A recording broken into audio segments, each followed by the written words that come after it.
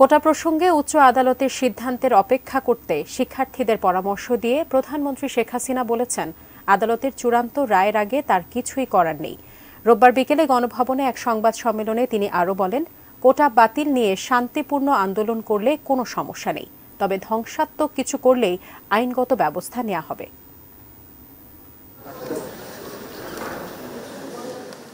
প্রধানমন্ত্রীর চীন সফর নিয়ে রবিবার বিকেলে গণভবনে প্রধানমন্ত্রী শেখ হাসিনার সংবাদ সম্মেলন। বক্তব্য প্রদানের জন্য সবিনয় অনুরোধ করছি। চীন সফর নিয়ে সংবাদ সম্মেলন হলেও সাংবাদিকরা প্রধানমন্ত্রীকে সাম্প্রতিক বিভিন্ন বিষয় নিয়ে প্রশ্ন করেন, বিশেষ করে কোটা আন্দোলন নিয়ে। প্রধানমন্ত্রী পরিসংখ্যান দিয়ে বললেন, কোটা পদ্ধতি বাতিল হওয়ায় নারী ও পিছিয়ে থাকা এলাকার মানুষ সরকারি চাকরির ক্ষেত্রে চরমভাবে বঞ্চিত হচ্ছে। কোটা বন্ধ করে দেওয়ার পরে যদি হিসাবটা নেন, কোথাও কোথাও দেখা যাচ্ছে যে কোনো কোনো জেলা 23টা জেলায় একটা লোকও পুলিশের চাকরি পায়নি। কোটা আন্দোলন করবার আগে তাদের তো পরীক্ষার রেজাল্টগুলি দেখে নেওয়া উচিত ছিল যে কোথায় তারা দাঁড়িয়েছে।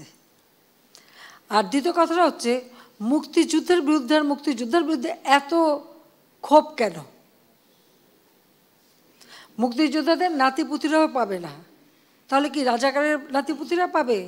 সেটা আমার প্রশ্ন, দেশবাসীর কাছেও প্রশ্ন, যে রাজাকার নাতিপুতিরা সব কিছু পাবে, মুক্তিযোদ্ধারা পাবে না। আদালতেই কোটার বিষয়টি সমাধান হতে হবে জানিয়ে শেখ হাসিনা সতর্ক করে দিয়ে বলেছেন, কোটা নিয়ে শিক্ষার্থীদের ভুল বোঝানো হচ্ছে।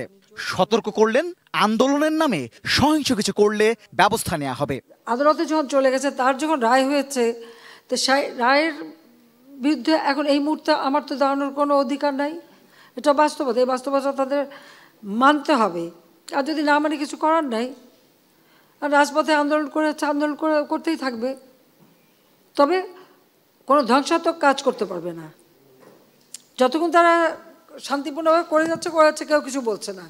কিন্তু এর বাইরে যখন কিছু করবে, পুলিশের গায়ে হাত দেওয়া বা পুলিশের গাড়ি ভাঙা বা এভাবে আক্রমণ, এগুলি যদি করতে যায়, তাহলে তখন তো আইন তার আপন গতিতে চলবে। এখানে আমাদের কোনো কিছু করার নেই।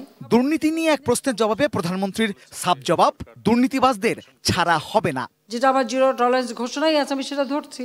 আমার বাসায় কাজ করে গেছে পিয়ন, সে এখন 400 কোটি টাকার মালিক। হেলিকপ্টার ছাড়া চলে না। হ্যাঁ, বাস্তব কথা। কী করে বানালো এই টাকা? যখনই আমি জানছি, তাকে বাদ দিয়ে তার কার্ডটা সব সিজ করে সব আমার ব্যবস্থা আমি নিচ্ছি, যে হাত যখন দিয়েছি আমি ছাড়বো না, যেখানেই হোক যেই হোক, আমার কে বদমাশে আমি কেয়ার করি না। প্রশ্নপত্র ফাঁস নিয়ে এক প্রশ্নের জবাবে প্রধানমন্ত্রী বলেছেন, যে প্রশ্ন ফাঁস করবে এবং যে তা ব্যবহার করবে সবার বিরুদ্ধেই ব্যবস্থা নেওয়া হবে।